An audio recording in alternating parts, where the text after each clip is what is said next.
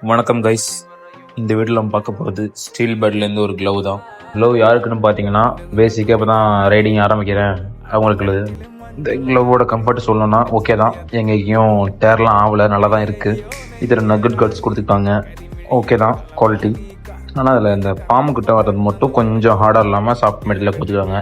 அது மட்டும் தான் எனக்கு ஒரு நெகட்டிவாக தோணுது. இந்த க்ளவ் நல்லா வெஜிடபிள் தான். ஏர் வெண்ட்லாம் ஒரு 4 கொடுத்துருக்காங்க. இந்த க்ளவ் பற்றி ஓரளவு சொல்லணும்னா இந்த பட்ஜெட் ஓகே தான்.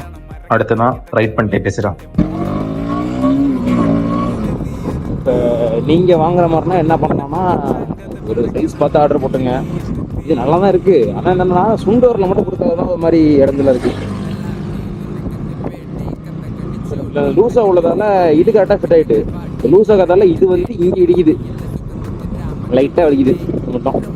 இப்போ ரிட்டன் மாற்றணும் ஆர்டர் போட்டு.